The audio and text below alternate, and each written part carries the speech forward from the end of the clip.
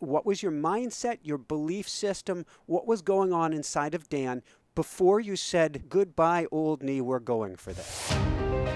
A basic tenet of this approach to living that I call the Peaceful Warrior's Way, which is this: there is no best book, no best teacher, no best philosophy. There is only the best for each of us at a given time of our life. So life is an experiment. We have to find out what works for us. The challenges of everyday life, which is the arena of the Peaceful Warrior, will demand more and develop him more than sitting in a cave in the Himalayas and meditating. Spiritual life begins in the ground, not up in the air. And so it begins with the body.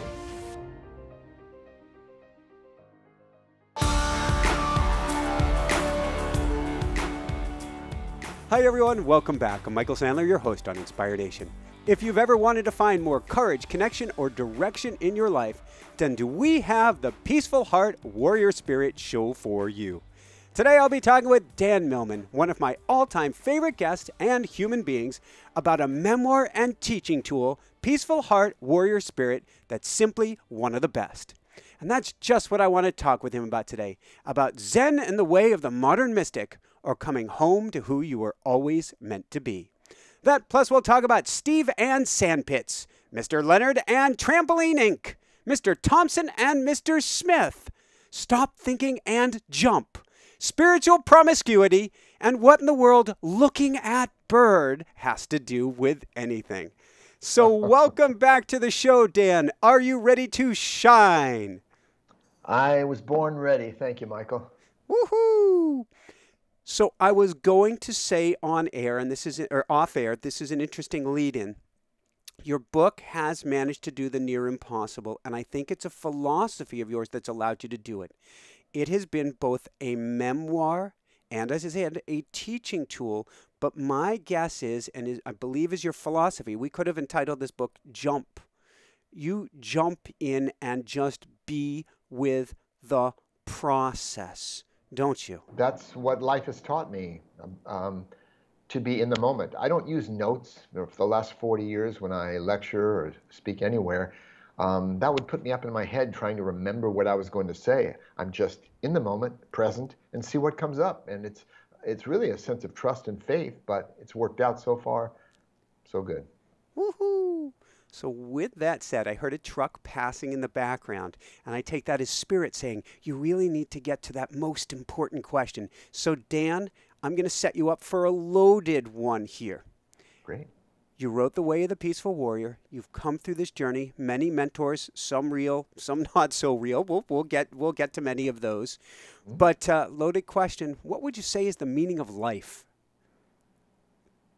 Well, I don't believe life in itself has a meaning. I could wax cosmic and give you all kinds of theories, but they're just theories, ideas, opinions. I believe human beings are creators of meaning. I don't know what life means to a grasshopper or a cow or a horse running free in a field. Maybe freedom, life, love, expansiveness, who knows? But I believe we make up meanings. Some people make up neurotic meanings, others very positive ones. There's an old Serbian proverb, 2 men looked out of prison bars. One saw mud and the other saw stars. I don't know what meanings they were making, but we all have perceptual filters throughout which we perceive the world. And some are more rosy, some are a little bit darker. And it's good for us to be aware of that. There's no right or wrong here, good or bad, but I believe we make our meanings. And in fact, speaking of the word meaning, I would define success as making progress toward a meaningful goal. A goal meaningful to us, not ultimately meaningful, because what is ultimately meaningful? So here we are in this mystery called life on planet Earth, and we're living it, and that's perhaps the meaning. It's beautiful, and it's interesting because you talk about the man looking out the bars, the men looking out the bars. One sees mud, one sees stars. You and Socrates, which I want to dive into, that's probably the first question most interviews asked. I've saved it for third. Most interviews will ask, who is Socrates? But to me, it goes beyond that. Has he always been an element of your life? And it seems like if you see stars, he sees mud. If he sees mud, you see stars. What's going on here? Well, there's another saying that if we agree on everything, only one of us is necessary. So some disagreement, some difference in perspective makes life interesting. We don't just set in our ways and say this is true forever. In fact, this gives me the opportunity to also share a basic tenet of this approach to living that I call the Peaceful Warrior's Way, which is this: there is no best book, no best teacher, no best philosophy or religion or diet or exercise system or martial art or anything else. There is only the best for each of us at a given time of our life. So life is an experiment. We have to find out what works for us. There is a through line. Thank you, Dan. There is a through line in everything of your existence. It's always easier to see when we look in hindsight, but it is there. But what it means to me is I joked about a line from your book, Spiritual Promiscuity. You took a little from this teacher, a little from that teacher, until I believe it was time to actually draw inward and say the teachings are now coming from here. Well, yes, and I did a lot of drawing inward even previous to that. And I don't want to give the impression, because it would be false, not because I'm worrying about my self-image, whatever that is. But I want to be clear that I'm not a spiritual vagabond. I didn't just hop for this teacher's initiation and that teacher's initiation. I worked over a 20-year period intensively in their own way with each of the 4 mentors I describe in the book. I'll get into that, obviously, whenever you want to. But the point I'm making, and I think that you're making, is that I did not then parrot their words. Some of their teachings came through directly, bits and pieces of it. But there's no way one can present the scope of different teachers. That's organic to their lives and their experience. And so what they did was, my experiences with them opened doors, as you say, inner doors, let's say, of insight that allowed me to present in my own words, my own way of expression, what I could, and this approach to living that I ended up calling the Peaceful Warrior's Way. So I think Socrates, this character, entered my life really when I met that old service station mechanic, which I've described over the years to audiences and so on. But he inspired me in this odd way. And so when it came time to write a book sharing everything I'd learned, actually at the point where I'd had the first 2 mentors, not all 4, I wanted to share what I'd learned, and I had no idea whether anyone would read it. It wasn't even about money. I had no idea whether it would even get published, but I know I needed to write it. So I thought of this old fellow in the gas station, and it seemed like a means to convey all that I'd learned to that time. But now, do you speak to that voice in your head that you call Soc or Socrates? Do you speak to him on a regular basis, and would you say he is an element of yourself, or what would you say that voice is that speaks back?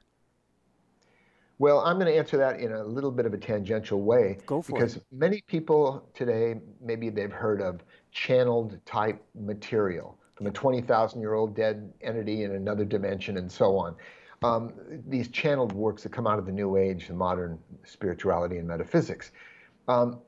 And in my own opinion this is coming through the people themselves, but they designate some powerful figure that allows them to expand their voice, their range of experience and wisdom, which is what happened with me with Socrates. I don't know if I'd just written this. Dan Millman, this 34-year-old guy, wrote a book who used to be an athlete. I don't know that I could have risen to the occasion, but coming out of the mouth of Socrates, the man I called Socrates, for those who don't know my work, not the ancient Greek, but based on that old gas station mechanic, he conveyed that we could find wisdom in unexpected places.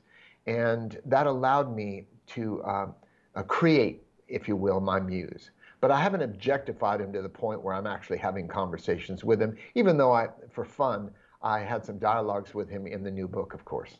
Beautiful, beautiful. So let's go back. Let's look at this through line of your life. In fact, I see kind of a Kundalini embrace, although now I'm wondering if there's almost a third serpent in there. I see this element of jumping and physicality, an element of writing in this amazing embrace, and there's probably the spiritual element, which comes through nary in one, but in both of those elements as well. So going back to the beginning, were you always jumping, tumbling, and bounding? Probably. As you know, the book, one of the early openings in the book, I mentioned early example of risk-taking where my life almost ended when I was in diapers, running into the street after a ball. So I guess I was a risk-taker from early on. I was a go-for-it kind of kid, but I did have my fears. As you know, I had bullies in my life, so I had to deal with those kinds of experiences. And then there's the story about on the rooftop. Maybe this would be an appropriate time to share it. Perfect.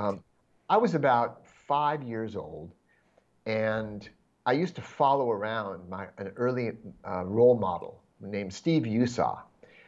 And Steve was streetwise. He was the streetwise 9-year-old. Yeah, 8 or 9 years old. Right, exactly. And one day, he and his friends, with me tagging behind, found a house under construction on our street. And they naturally climbed and explored during the weekend. The construction guys weren't there. And they climbed up to the rooftop. And there was a big sand pile below, about 20 feet below. It was a long way down. And so he naturally jumped off and sunk up to his knees in the sand pile, and his friends followed. Then they said, "Come on, Danny, your turn." And I so wanted to do it. And I went to the edge, and I was about to jump, but I backed up. And then I went to the edge, I backed up. I was just too afraid.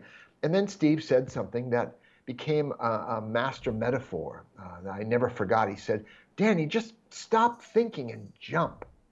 And that moment, I knew I could do that. I just stopped thinking, and I bent my knees, and I pushed off, and it was just wonderful to soar through space, land in that sand pile. We did the same thing for the next couple hours. So that I applied in my life over time, and that was maybe a moment when I began to enjoy these kinds of challenges. So, and being small and being the youngest kid in my class right through school, my mom just got me into kindergarten at the last minute. I just made the cut. I gravitated toward acrobatics, and I didn't really, I mean, I was pretty good at baseball and football, in the schoolyard, but I gravitated toward individual sports where someone else's success or failure, my success didn't depend on their failure. So I didn't really like competition, believe it or not, ironically, even though I did very well in gymnastics competition, but it was all about the focus, the performance. That's why I gravitated to it. Every sport has its benefits and liabilities, which I learned about myself. But that's how I went for it in my younger days. Loving trampoline, discovering a trampoline, I was reborn. I don't know why, but the other kids bounced and then went and did something else. I kept jumping, and that's probably could be another book, a title of a book. I kept jumping. Well, it begets the question. So it's been a rough year for us, Dan, and I mentioned about what's happened with our twins and our singleton coming through, Hannah coming through, Miraku on the other side.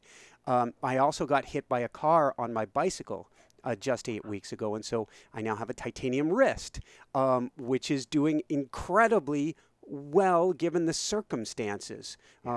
Hurts like a son of a in the morning, but it's doing great. But I've been using the rebounder because I had multiple fractures in the pelvis. I've been using the rebounder to heal.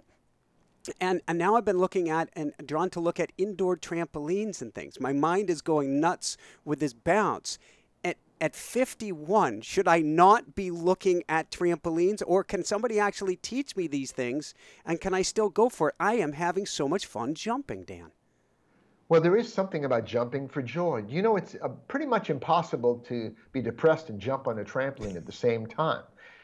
So it has benefits on many levels. I'm not here as an ambassador of trampolining. No. And there are different kinds of trampolining. I have a rebounder in my house too. I jump and run on it every morning. It strengthens every cell in the body. As soon as you hit the bottom of that bounce for a moment, you weigh maybe 50 or 100% more at the bottom of the bounce. So you're strengthening every cell, every muscle in the body. So it has many benefits, cardiovascular. It's fun to put music on. Now, if you're asking about a larger trampoline, learning different skills, absolutely. At 51, look, I'm looking back. Next month, I turn 76. So, yeah, so 51 is pretty young from my perspective. And the whole thing about trampolining, you know, many people, you ask orthopedists who've seen people with trampoline injuries, and of course, they've seen that one aspect of trampoline. People come to them because they're injured, not because they want to give a testimonial. And the thing is, trampolining is quite safe if you follow the proper progressions. Mm-hmm. I was never injured on the trampoline. None of my friends were. Yeah. And we did some crazy stuff, but we always did it step by step. Most people, they get on with 5 other people, start jumping like crazy, bounce each other, collide, and do all sorts of things like that. And they try flips before they're ready to do so. If you gave a young person keys to a car and said, well, hey, here, this is called a car, and these are the keys to it, turn it on and you can drive, good luck, we'd see a lot of accidents. But people have to learn how to drive and learn the rules of the road. They don't do that on trampoline, then they blame the apparatus. So I think it's a wonderful apparatus at any age, but you need to follow the proper progressions. Off air sometime, I can give you some advice. Thank you so much. So let's go from there to Mr. Leonard. Who was he? And because when we look at the through line, the things I believe, the things in life that we first say, oh no, why that? Are often, and this is our interpretation, certainly it can be that, our greatest gift. So who is Mr. Leonard? And looking back, you were heartbroken when he left, but was it actually one of the greatest gifts in disguise? Yeah, you know, we've all had that kind of experience. You remember the story from Peaceful Warrior, good luck, bad luck, the old man with a horse. Yes. The horse runs away, the neighbors say bad luck. The horse comes back a few days later leading 7 wild horses into the corral. The neighbors say, what good luck? He shrugs. And then his son, trying to tame one of the horses, breaks his leg. Bad luck. And then the army comes to conscript all the young men for war, and the son is spared because of his broken leg. Bad luck, good luck, who knows? So, yes, Mr. Leonard was a good friend of George Nissen. Very few people know that name, but he was the inventor of the modern day trampoline. And so he was very good acrobat, Mr. Leonard. He was my homeroom teacher in middle school. Crazy. And so he was part of my destiny. I mean, this is after I had discovered a trampoline at a summer camp. And then he said, I'm starting a trampoline and tumbling club. Would anyone like to join? And my hand shot up. So I had an incredible time that first year he was there.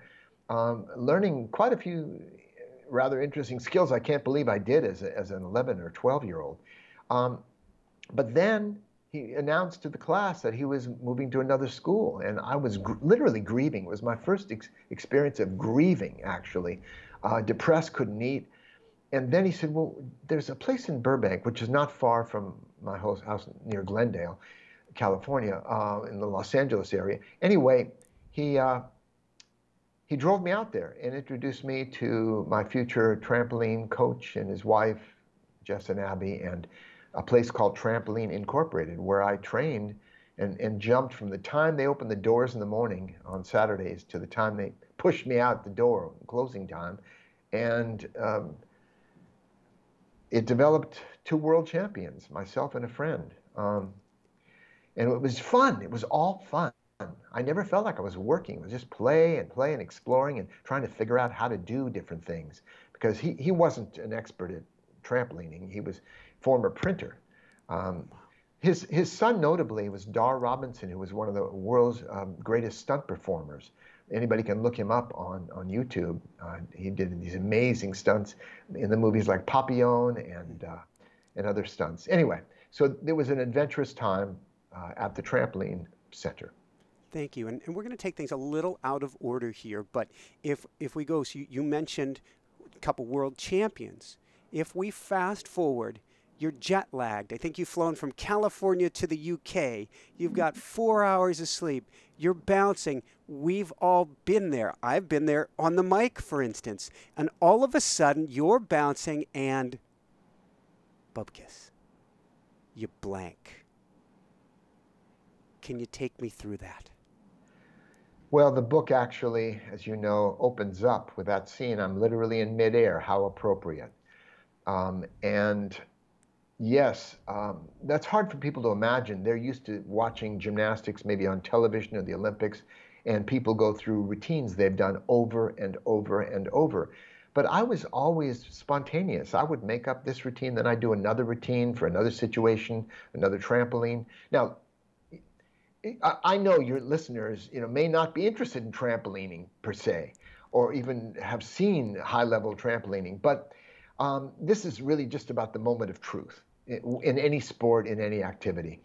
And in that moment, the other two best bouncers there were both from the U.S., the NCAA or collegiate champion and the AAU back then, Amateur Athletic Union champion. And I was the United States Gymnastics Federation champion, which is why I was sent. But they had their coaches there. They'd arrived a few days before. They were fresh, used to the time zone. I arrived, around midnight, and then got up early to go to the meet. And so, yes, as you say, I was pretty jet lagged out. I was in a dream state. And so when it came down to the final routine, I was bouncing. I did my first two moves, twisting double somersaults. And then, as you say, my mind drew a complete blank. That might have been the end of the story. I might have just stopped and, hung my head and left. But I remembered, stop thinking and jump. And I kept jumping. I knew I couldn't stop. So I just did one move, a back somersault, then a more difficult move, and then I just kept going. And I was hoping I did the required 10 bounces. I finished, and it just worked out. And that day, the fates were with me. And another day, one of the other fellows might have won. But that day, they told me I'd won. And it was the World Championships, yeah. Woohoo! Mm. If we go to another day, which, well, I don't know if it's fair to say this, Dan, since I'm still sporting twin spikes through the femurs and some other parts. I'm doing great. This was a couple gifts that came my way. There was a day that I believe the fates caught up with you in a good way, because you're here to tell about it. Yes. But it's like it had been chasing you down. Vet versus motorcycle. There was a chase going on here to guide you on your way. Right. Anybody who's seen the Peaceful Warrior movie might get the impression, as they showed in the film, based on my first book, that I was wildly driving the motorcycle. I wasn't. I was being careful, as I expect you were on your bicycle. But yes. Then something happened. Somebody turned left in front of me. It's not an uncommon thing. And yes, I shattered my right femur in they said 30 to 40 pieces. But again, you can relate, given the injuries you sustained. And it really hurts. And it's also disrupting in one's life and dislocating. I was at the top of my game, looking forward to trying out for the Olympics and the team championships at the NCAAs. And it shook me up. I probably wouldn't be here speaking with you today if that hadn't happened. So as difficult as it was, and the recovery was difficult as well,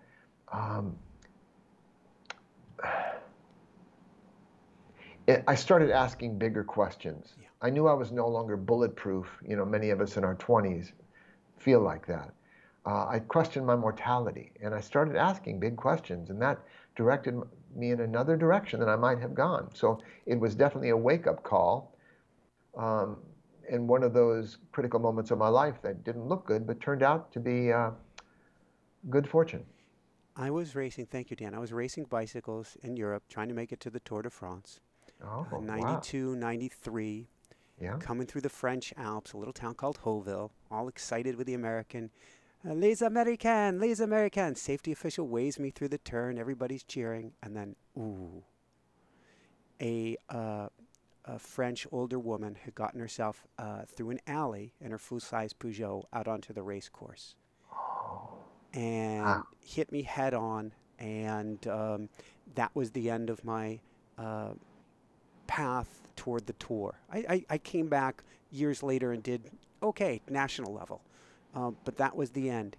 I had a very different experience than you, and I wonder if mentors or what played a role or what happened.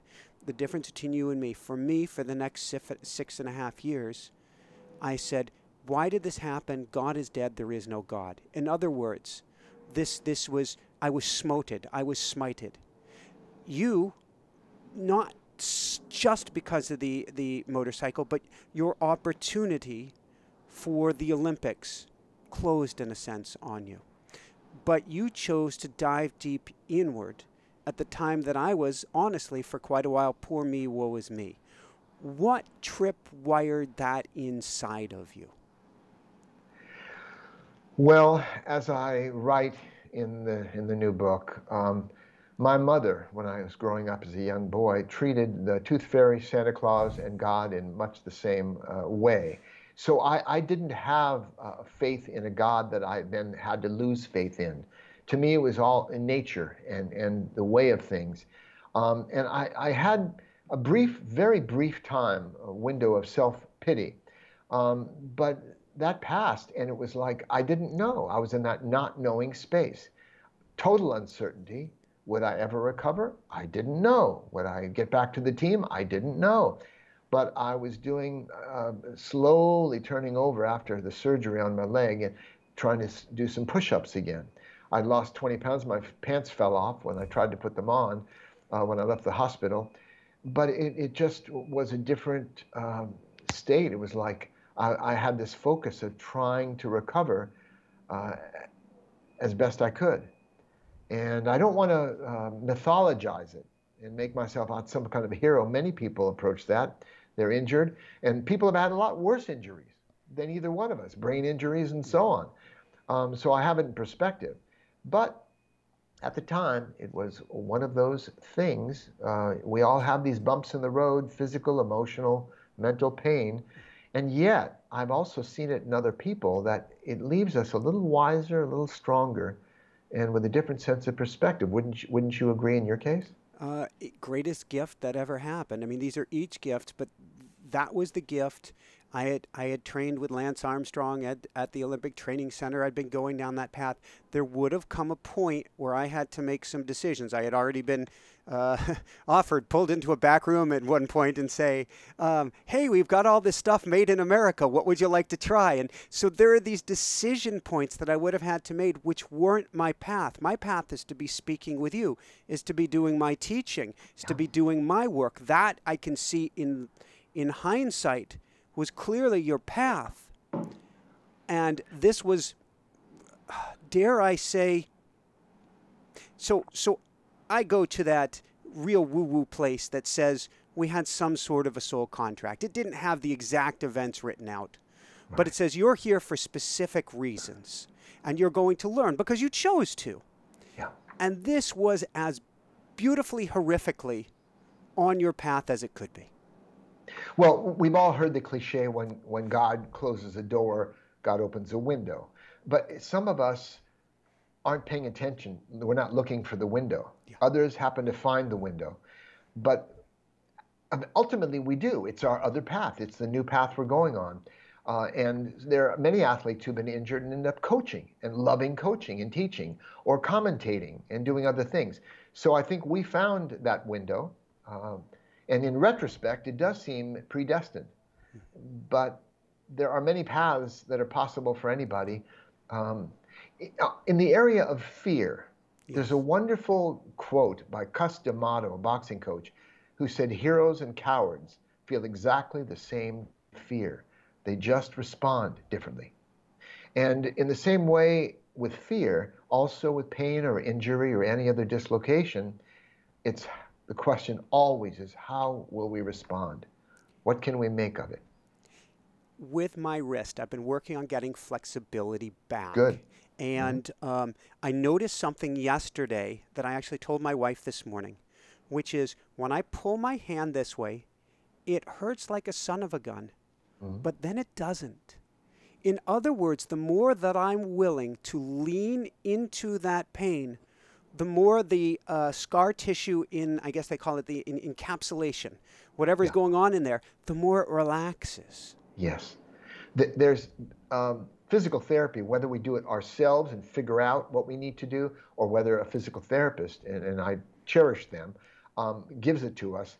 There's a wonderful principle. When you do an exercise, stretching, strength, whatever it is, you're either going to get a red light, yellow light, or green light.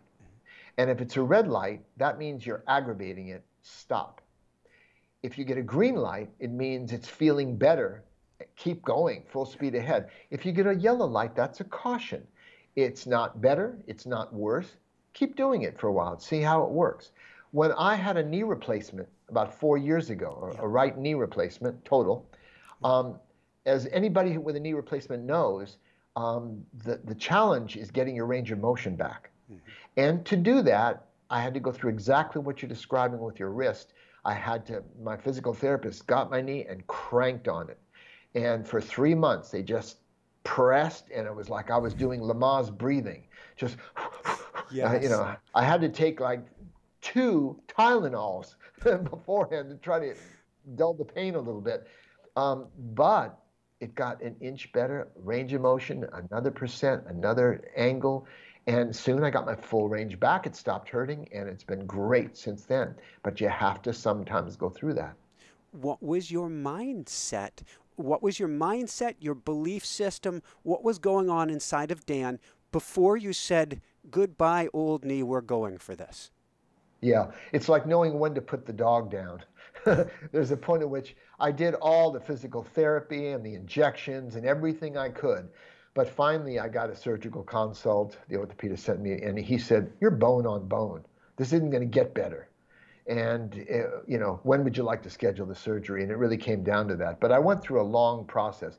I mean, I could write several memoirs, one on writing, as you pointed out, one on the spiritual aspects, which I did, and one on, the athletic, which I also included. But I could write an autobiography about recovering from injuries. I've had very good luck. Yeah, you could too. I've had very good luck in internal. My organ systems seem to be doing very well. But orthopedically, I'm a mess because of all the pounding and the motorcycle crash and the imbalance that resulted from that because one leg was shorter than the other. I've had 2 spinal surgeries. I've had a knee and a hip replacement. I've had surgeries on both elbows and so on. And many athletes will have similar stories, but not exactly alike. The point is I've learned a lot about the body and an appreciation for modern medical assistance. The surgeons, the doctors, most doctors want to do good. They want to help all they can. So anyway, I don't want to go off in too many tangents here, but I have had various orthopedic issues, and each one was a bump in the road. I had to do the therapy and do what was necessary, and I'm pain-free today at nearly 76 at this point in time. Yeah, so so far, so good. I talked about at the beginning, Zen in the way of the modern mystic. My guess is your body has been speaking to you, and you've been in communion, very high-level conversation with your body that has actually taken you down your spiritual path. Yeah. Well, spiritual life begins on the ground, not up in the air. And so it begins with the body. And the professor, the first of the 4 mentors that I describe in the book, was a master of physiology and anatomy. I mean, he had studied that as a youth. He was a prodigy before he began all the mystical elements. Many people, spirituality is all about elegant concepts up in their mind, abstract theories, but it's not really grounded. Some people want to travel out of their body before they've even gotten into it, in the sense that saying, I am here incarnated in a physical human body. How do I treat it properly? And that's really definitely a key. And it's one of the principles I go into a Peaceful Warrior's approach to wellness in my various seminars and so on, because that's key. It's not just about ideas and intellectualization. What were you learning? Well, first off, let's look at your first mentor. What would you say are the key takeaways and anything to watch out for as well? Well, in a way, the whole book is a cautionary tale about the spiritual search. But let me just stick to your question on the professor. Yes. He didn't call himself that. I did, because he had an archetypal role to play in my life. I only met him once, briefly, but his school was what, so he wasn't at the epicenter of the game. He stepped back and presented his school. And this school was based, as you know from reading the book, he had an extraordinarily unusual exposure to various traditions, rather than one tradition, which most people, go with from India or China or Japan or the Middle East, the Sufi tradition, or Judaism. They go through one mystical tradition and they study that, but they lack perspective. This school, sorry to interrupt. I read this and then I turned to my wife and I said, I know nothing, because of all the different things that you were exposed to in this school. Well, I was. It was a global heritage of spiritual traditions, practices, and wisdom. And he was something of a savant, a prodigy. And life delivered to him not only a library of 600 classic books from the traditions, which he read all of them, but studies, as I said, in anatomy, physiology, mystical anatomy as well. And he was in a unique position to draw forth a blend of exercises. He worked for 9 months with a group of people from Esalen Institute in California, an epicenter of the personal growth and personal development area.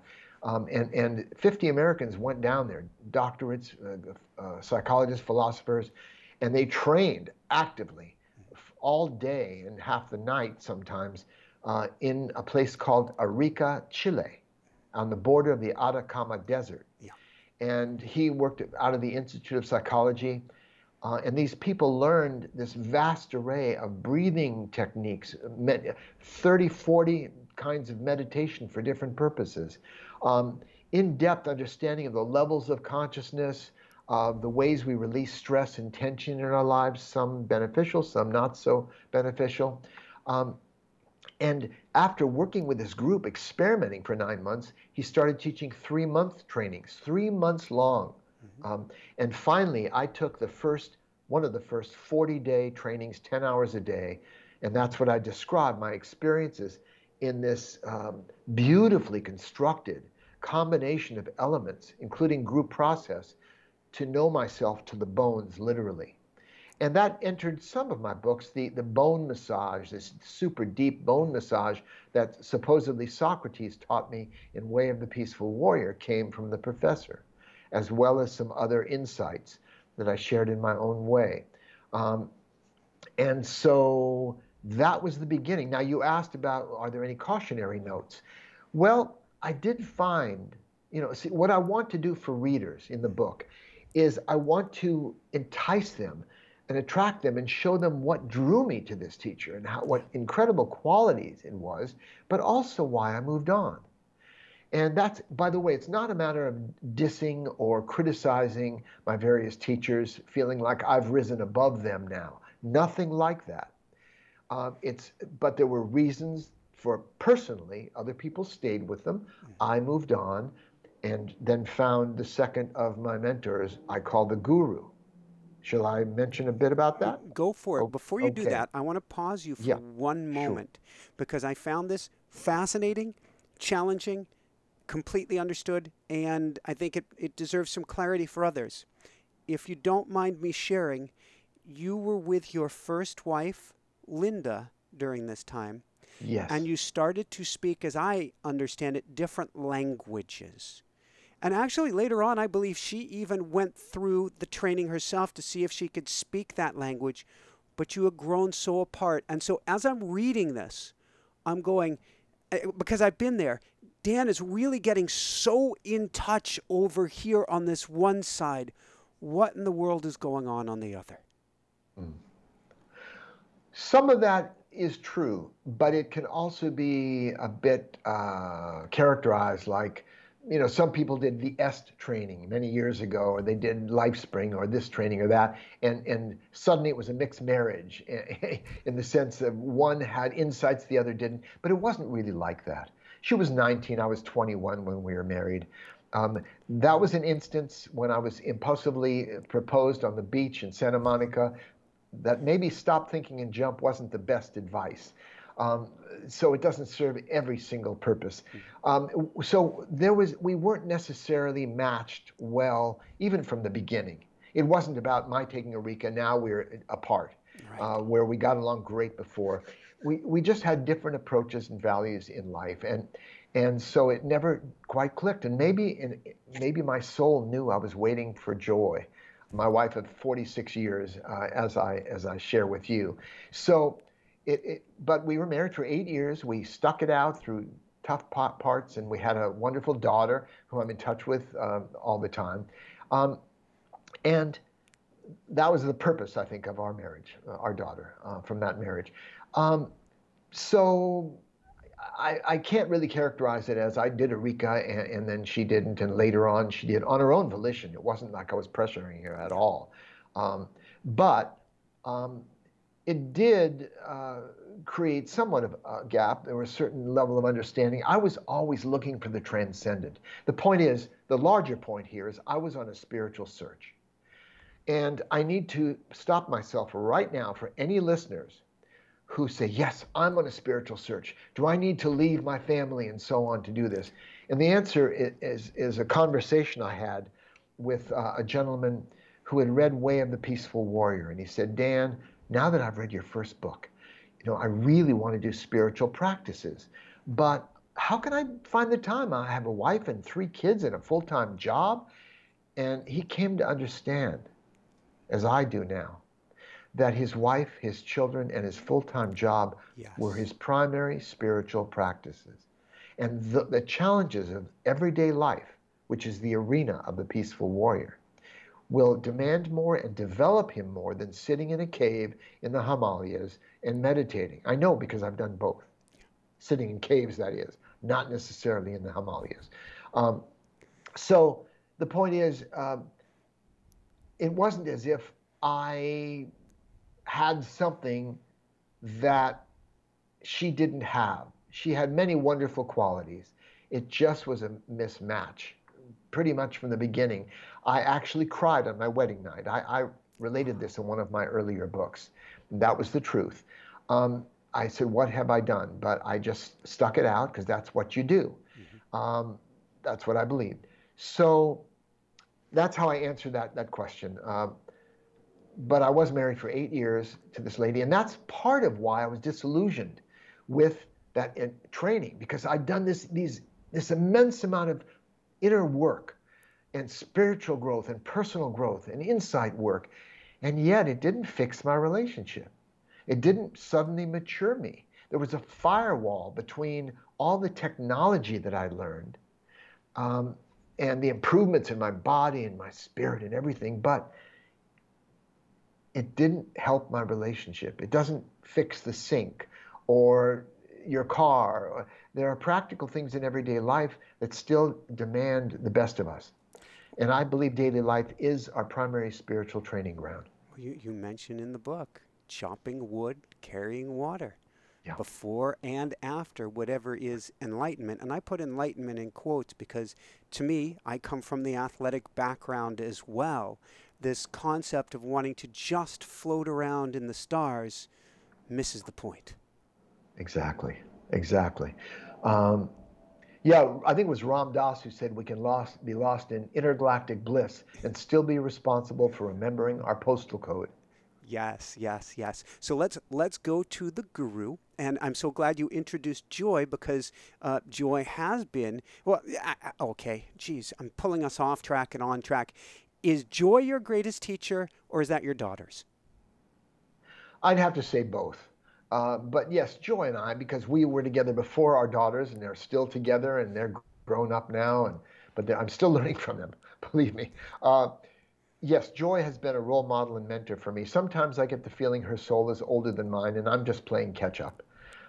She's been an advisor, confidant, and I was her mentor and role model when I was a professor at Oberlin College, and she was a senior student there about to graduate.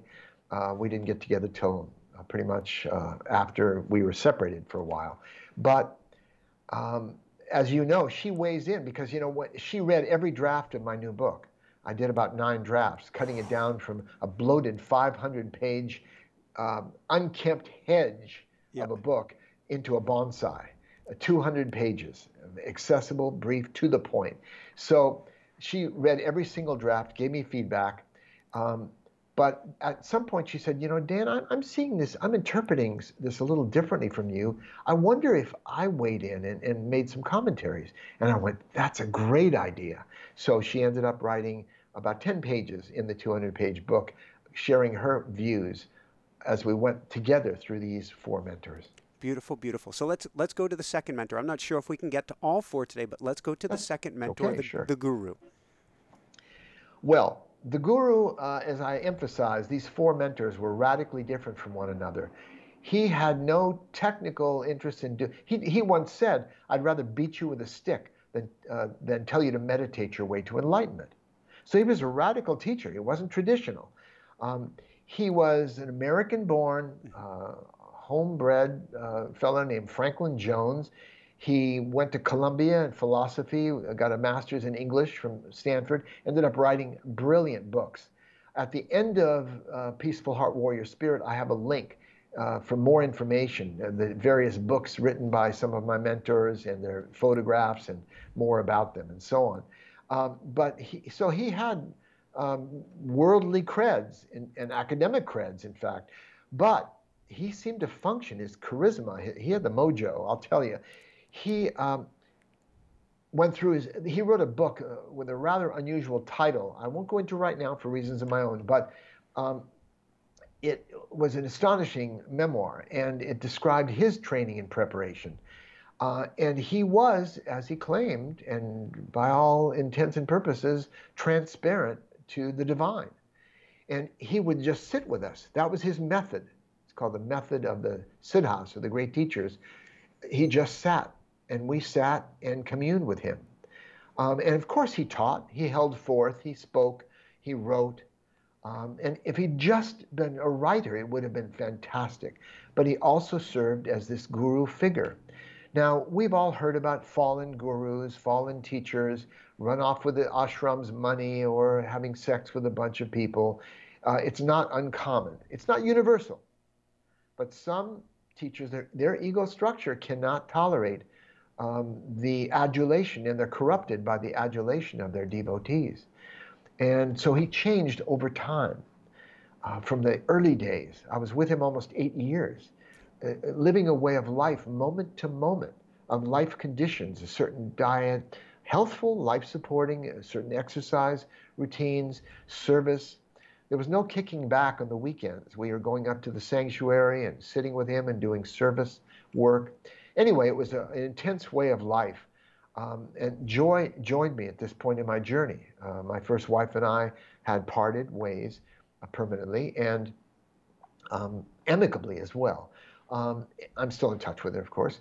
And Joy then, who had done the training with the professor and the advance, and she taught in the school for a while, she also lived with me in the full immersion with the guru. And it was an amazing experience for all these years, studying, learning surrender. But I'll tell you, the guru pointed out, he himself said this, that there are 3 primary approaches to spiritual life that correspond to 3 phases of human life: childhood, adolescence, and adulthood. And those of us in our spiritual childhood gravitate toward a parent, an all-powerful parent figure who tells us what to do, who we surrender to, who we project all knowledge and power on. And that is a childlike approach to many gurus who encourage that childlike devotion. But he said he was looking for, not children, he was looking for adults, mature practitioners. He said, before you can become spiritual, you have to become fully human. And much of his work, which exhausted him probably over time, was trying to get us to be fully human, to live a balanced human life. And so then people go through adolescence. Now, how do adolescents approach spiritual life and teachers? Well, question authority. All these teachers are fakes. charlatans. Only I know what's best for me. They become their own master. And this is appropriate. In adolescence, we have to throw off what has been imposed or indoctrinated on us, and we have to find our own way. It's an obnoxious phase sometimes. It's difficult for parents and others, but it's a necessary phase, and it's actually a maturing phase. Mm-hmm. But eventually, hopefully, we reach adulthood or maturity when we find wisdom wherever it may appear, even in an old service station. And we neither reject automatically or accept automatically. And so the guru himself pointed this out. He had a great deal of wisdom and insight. I learned much from him. But at some point, for reasons I explain in the book, it was time for us to move on, which we did. By this time, we had young children, 2 girls, my marriage with Joy, and I was done with teachers. I mean, I had had the professor, I had had the guru. I'd spent 12 years or so studying with these incredible teachers. Now remember, I'm not saying they were the best, because there is no best teacher. There was only the best for me, but they were the best for me at the time. And then synchronicity came in, and I stumbled on the warrior priest, and after an adventurous time with him, I found the sage who brought me back to earth. So maybe that would be a summary of at least the second 2 mentors. The warrior priest is the most fascinating to me, maybe because both you and I have the thrill seeker aspect in remission, we'll say, inside of ourselves, but to be able to use that side. I think you even did knife play, and I'm going, oh dear Lord, and your wife is doing knife play too. And it's both real, well, it's real and it's not, but it's real. But there's something about doing this dance with fear. And maybe that's the same dance of when you go up into the air, you don't know what's happening when you're coming back down, but that moment of zero gravity-ness, sort of like at 5 years old, jumping off the edge, it's powerful, isn't it? Well, it is. And I recommend to anyone in their own way to safely face their fears. You know, I define amusement, as in an amusement park, as maximum fear, minimum risk. Most people aren't injured on a roller coaster, but it can be scary for them.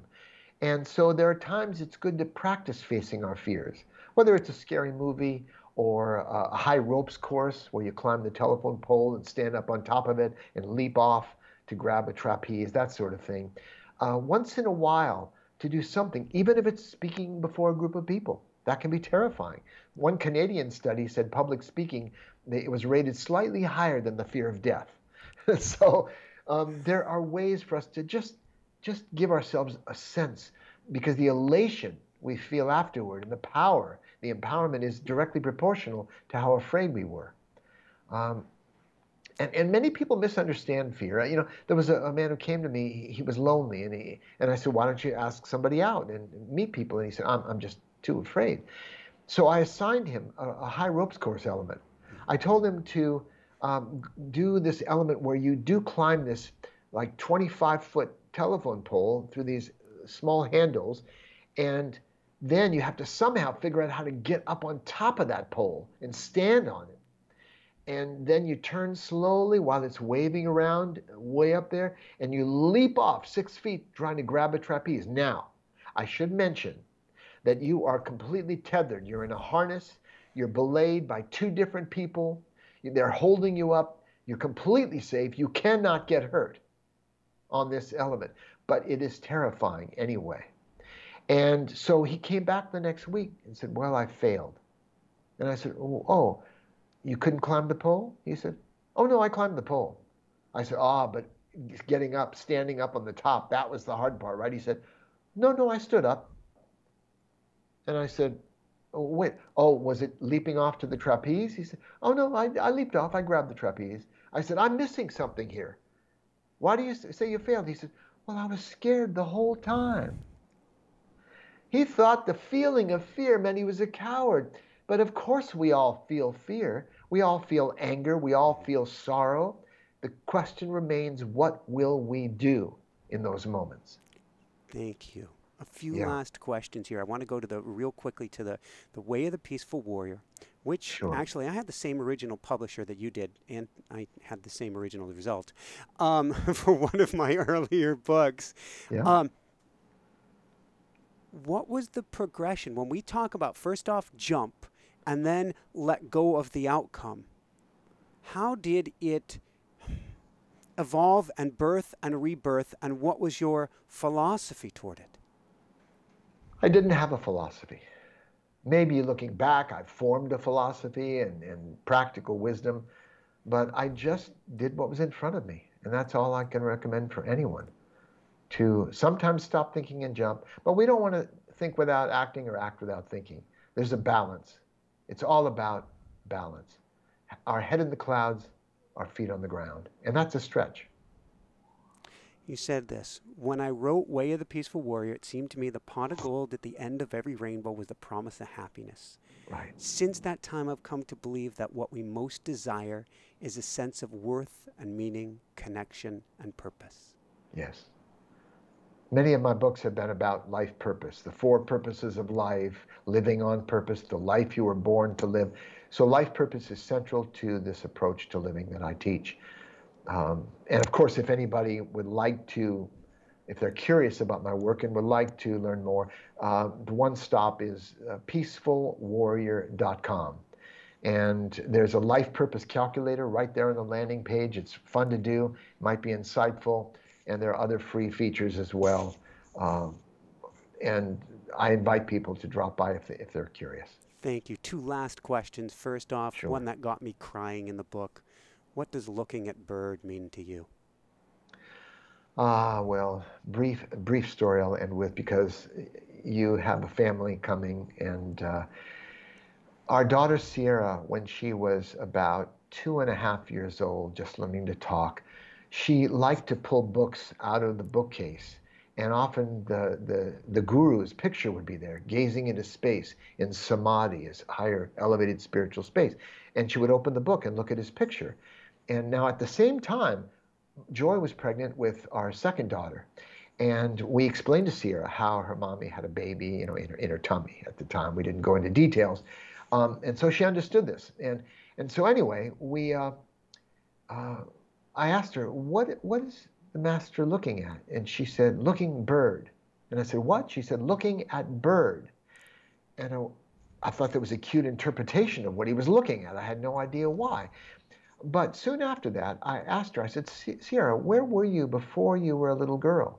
She said, I was baby. And I said, where were you before you were baby? She said, in mama's tummy. And I just spontaneously said, well, where were you before you were in mama's tummy?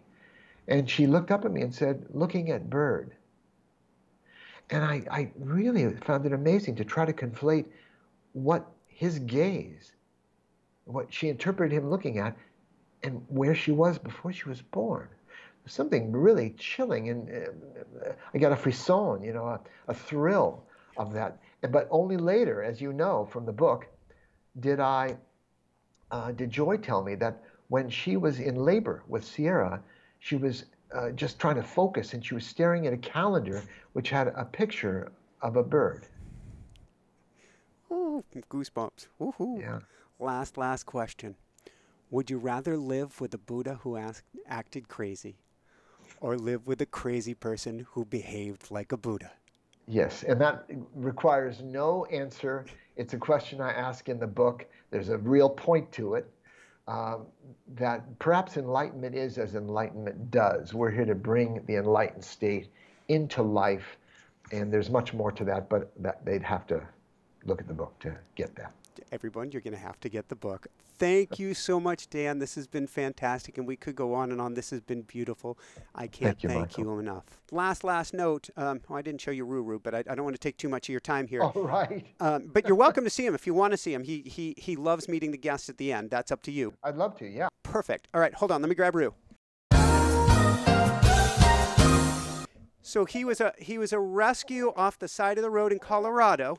Really? Somebody had abandoned him at 5 months of age. I think they realized he was a rooster and not a hen. Wow. And he's been with us almost 2 years now. Well, a year and 3/4. Oh. And He is absolutely amazing. And talk about a guide, because there are places you can be and can't be and everything. Yeah. Although he is beloved by everyone and such an he Oh, mesmerizes look at him people. resting on you. Yeah. Oh, isn't that beautiful? Wow, and a gorgeous bird. So for everyone out there, this is Michael Sandler saying, be well, have fun, get peaceful heart, warrior spirit, and begin begin jumping into the world today, and above and beyond all else, shine bright. Woohoo! I just had one of the most, to say it's another beautiful interview is a dramatic understatement. Dan Millman is, I could say, a mentor and a guide, and he doesn't even know it, for his ability to step forward on his journey, to allow life to unfold, has been brilliant. My journey is about diving in, communicating with the angels, communicating with spirit. His has been that too. And he has stepped forward each step of the way into the fear and made the jump. On that note, if you want to communicate with spirit, if you want to communicate with your angels, with your guides, I'm not sure if I can even reach it from here. While I am holding Roo. Roo, can I grab this? Roo, do you want to hold this up? Ta-da! Get off the automatic writing experience. A book that Roo could have written, but has not read. But get the automatic writing experience and learn how to dive into spirit as well. You're such a good boy, Roo. You can pick it up, your local bestseller. You can get it on Amazon. But of course, you can get the entire video-based program with live classes with me at automaticwriting.com. You can also attend our School of Mystics, an amazing bunch of people, mystics in training, family coming together as one every Wednesday, 4 Wednesdays a month, every Wednesday evening, 4 Wednesdays a month. And you'll find that in InspireNationUniversity.com, and that's our School of Mystics. You can also click that link below for the join button, become a Mystic Circle member, which means that you get all sorts of behind-the-scenes videos and information, all of our goings-on, all of our musings, all of my walks with Roo as well. Please give this a big thumbs up if you like it. Share, share, share to help everybody to elevate consciousness. So share this with everybody you know. We have live events every Monday night where you can bring your questions, get a great teaching. So simply click on the subscribe button and the bell icon to be notified of our upcoming live shows. Here's a link to our next amazing show. Love you guys so, so much. Don't forget, we're a podcast. We're on iTunes, Spotify, all those places as well. And above and beyond all else, you want to say it, Roo? Shine bright. Woohoo! Love you guys. Good job, Roo. You're most welcome, Roo. Love you guys. Oh, mwah.